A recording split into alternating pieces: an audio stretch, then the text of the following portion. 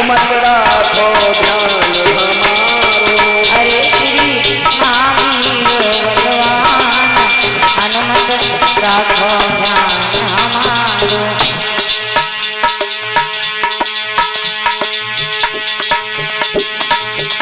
जो भक्त के दर आए मोह मांगी मुरादे पाते।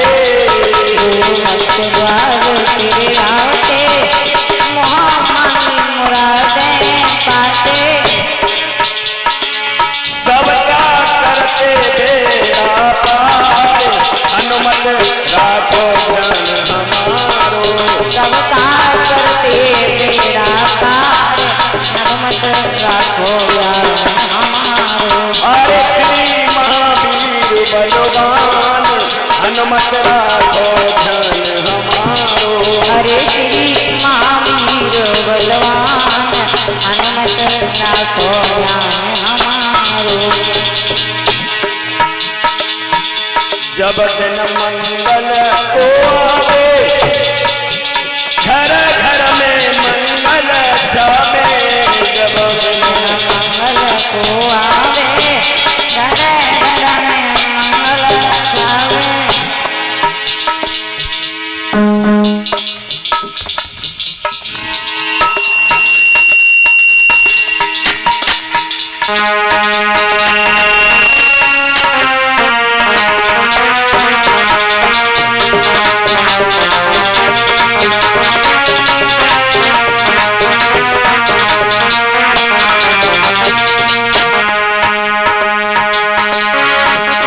अरे श्री महावीर बलवान हनुमत राखो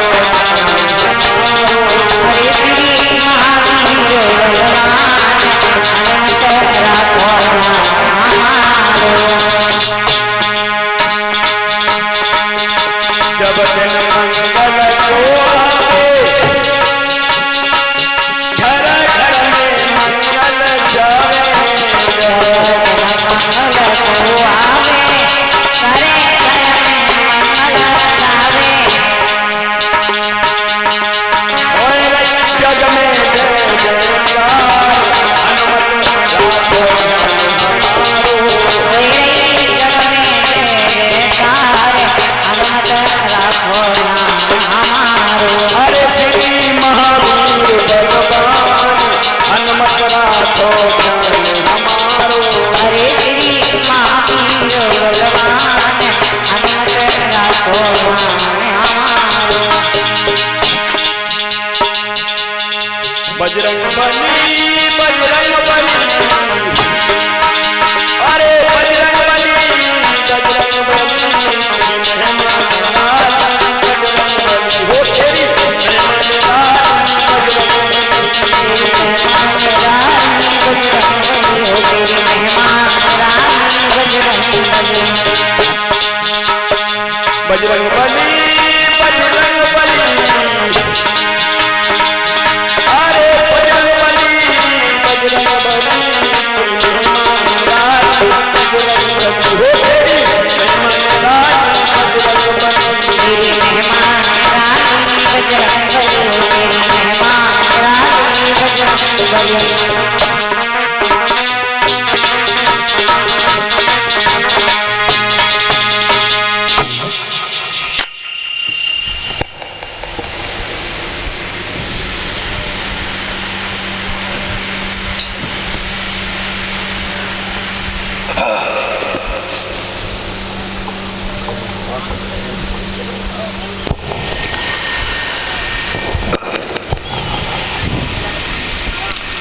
आदरणीय उपस्थित सभी श्रोता बंधुओं, बाहर से आए हुए सभी सज्जनों, सीता सावित्री जैसी हमारी मातृशक्ति हमारी भारत भूखंड आरमई मैतल पर भगवान की कथा को चलती हुई आज ये ब्राह्म का दिवस है। भक्त और भगवान की चर्चाएं चलती हुई आज ये ब्राह्म का दिवस है। श्री हरिहर क्षेत्र में बैठे व्यास के पुत्र श्री सुखदेव महाराज परीक्षित को भगवान की कथा सुनाते हैं और जवाब दिया है। श्री सुखदेव महाराज परीक्षित को बड़े ध्यान मग्न होकर के भगवान की कथा को सुनाते हैं और कहा है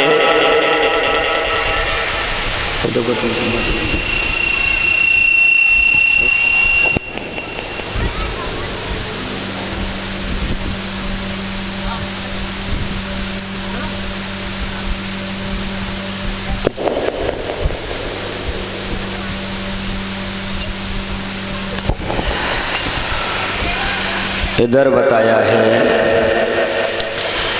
उद्धव जो थे ये वृंदावन में जाकर के सभी गोपियों को समझाने के बाद में कहा है इन्होंने एक न एक दिन भगवान आप लोगों के पास में जरूर आएंगे। समझाने के बाद में उद्धव जी पुनः वापस आते हैं। धीरे धीरे समय बीता है। समय बीतने के बाद श्री सुखदेव महाराज परीक्षित से कहते हैं हम आपको बताएं कि भगवान कन्हैया के बड़े भैया बलराम का विवाह रेवती के साथ में कैसे हुआ था। श्री सुखदेव महाराज परीक्षित को बताते हैं रेवती जो थी ये सतयुग में पैदा हुई थी रेवती और इनका विवाह द्वापर में कन्हैया के बड़े भैया बलराम के साथ में हुआ था। बलराम का विवाह बताया गया है आनर्क के पुत्र रेवतक। आनर्क के पुत्र रेवतक और रेवतक की लड़की रेवती के साथ में बलराम का विवाह हुआ था। रेवती की लंबाई 21 हाथ की थी और जब बलराम का विवाह रेवती के साथ में द्वापर में हुआ था तो बलराम ने अपने हल और मूसल से रेवती को ठोक करके अपने का बराबर का किया था। तब रेवती का विवाह बलराम के साथ में बड़े नियम और संयम से होता है। रेवती का तो विवाह ये बताया गया है। अब भगवान कन्हैया का विवाह रुक्मिणी के साथ में कैसे होता है।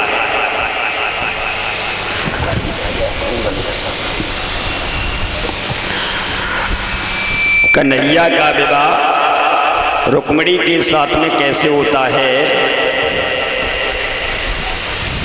कुंदनपुर में एक भीष्मक नाम के राजा हुए हैं।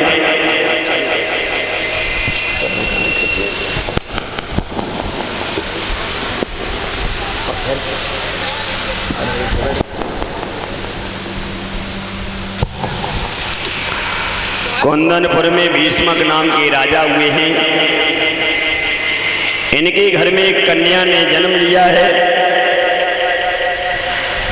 देव ऋषि नारद आए हैं। देव ऋषि नारद को जैसे ही भीष्मक ने देखा है जवाब दिया है हमारे घर में एक कन्या ने जन्म लिया है, क्या आप उसकी हस्तरेखा देख करके बता सकते हो हमारी बेटी आगे चल करके क्या करेगी, या किसी का सम्मान करेगी या किसी का अपमान करेगी, किसके साथ में विवाह होगा, क्या आगे की कहानी आप बता सकते हैं। तो नारद ने कहा कहाँ है तुम्हारी बेटी, बुला। कन्या को बुलवाया है देव ऋषि नारद ने। जैसे ही हस्तरेखा देखी है, हस्तरेखा देखने के बाद में जवाब दिया है तुम्हें नहीं मालूम है, तुम्हारी बेटी कोई साधारण बेटी नहीं है, संसार में अपना नाम करेगी, सबका सम्मान करेगी, और हो सकता है तुम्हारी बेटी का विवाह द्वारिकाधीश भगवान कन्हैया के साथ में हो जाए। यानी जैसे ही भीष्मक ने कन्हैया का नाम सुना है तो भीष्मक जो थे बहुत प्रसन्न हुई, बहुत। जवाब दिया है नारद, क्या कन्हैया हमारे इस आंगन में आएंगे? क्या कन्हैया हमारे दामाद बनेंगे? अगर ऐसा हो जाए तो हमारा ये घर, हमारा ये आंगन सब पवित्र हो जाएगा। अगर कन्हैया हमारे इस आंगन में आ गए तो हमारा ये घर परिवार आंगन सब पवित्र हो जाएगा। बड़े प्रसन्न हुए हैं श्रोताओ। भीष्मक जो थे, आरे को सब कति छाए गई तन में,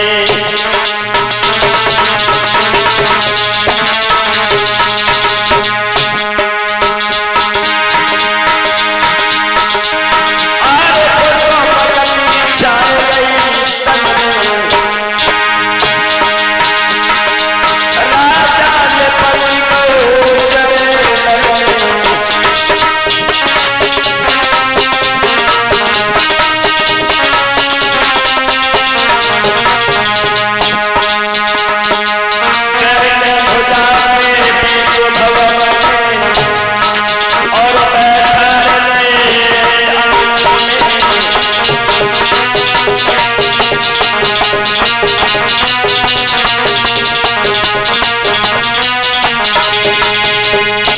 बड़े प्रसन्न हुए हैं नारद। अगर हमारे घर में भगवान कन्हैया का पैर पड़ गया, अगर कन्हैया हमारे दामाद बनेंगे तो ये घर परिवार, ये आंगन मेरा स्वर्ग बन जाएगा, स्वर्ग। बड़ी प्रसन्न हुई, दिल में बड़ी शांति आई। देव ऋषि नारद इतने शब्द कहने के बाद रुक्मिणी नाम रखा है और ये तो आगे। और जब आगे बढ़े हैं, धीरे धीरे समय व्यतीत होने के बाद, समय गुजरने के बाद रुक्मिणी जो थी ये कुछ बड़ी हुई है, और जब कुछ बड़ी हुई है अपनी सहेलियों के साथ में खेलती है, और जब सहेलियों के साथ में खेलती है तो एक दिन ब्राह्मण देव का आना हुआ है। ब्राह्मण देव ने आवाज लगाई है, ब्रजभूमि में हुआ है अवतार कन्हैया का, सौभाग्य होने हो दीदार कन्हैया का, ब्रजभूमि में हुआ है अवतार कन्हैया का। और जो रुक्मिणी ने सुना कि ब्रजभूमि में भगवान का अवतार हो चुका है,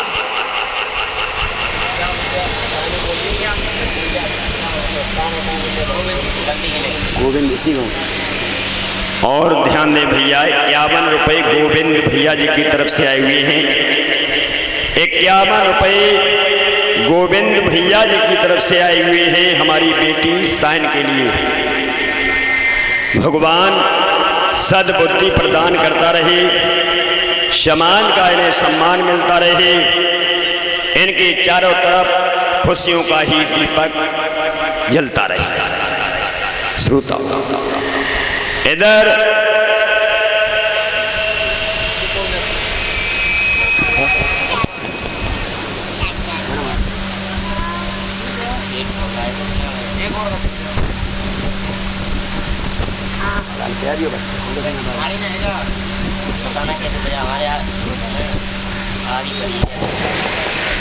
जैसे ही रुक्मिणी ने सुना है कि ब्रजभूमि में भगवान का अवतार हो चुका है, तो रुक्मिणी ने जैसे ही सुना है तो रुक्मिणी उसी दिन से चलते फिरते सोते जगते खाते पीते उठते बैठते भगवान कन्हैया का ही नाम लेने लगे। श्रोताओ, रुक्मिणी जो थी उसी दिन से कि सोचने लगी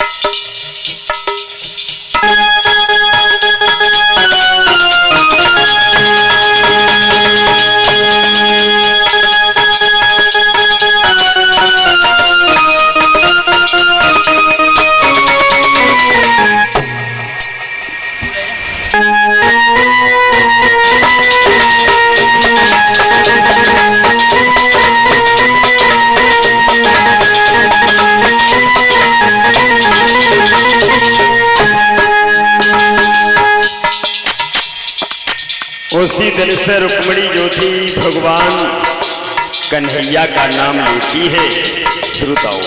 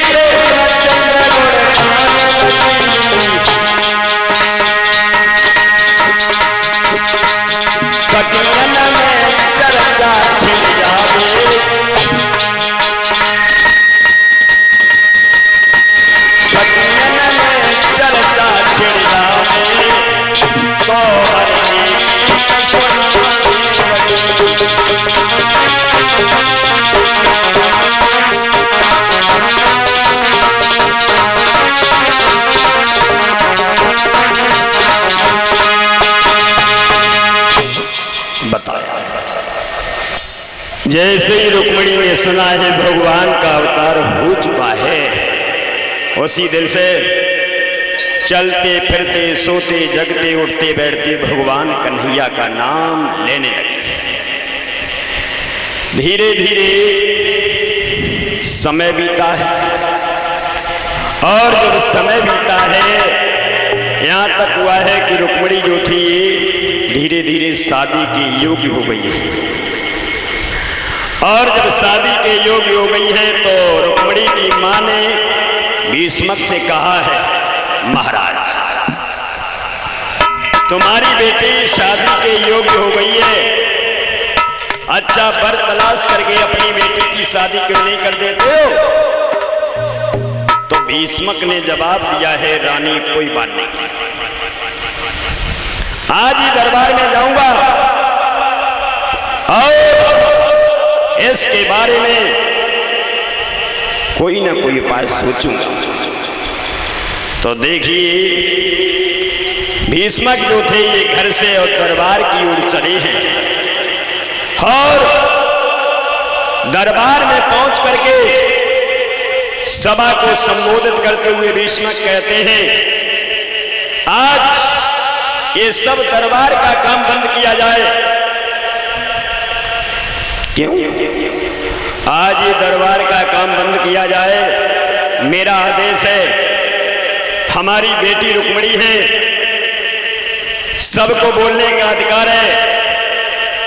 बताओ अगर किसी के नजर में अच्छा लड़का हो तो दिल खोल करके खड़े हो करके बता सकता है।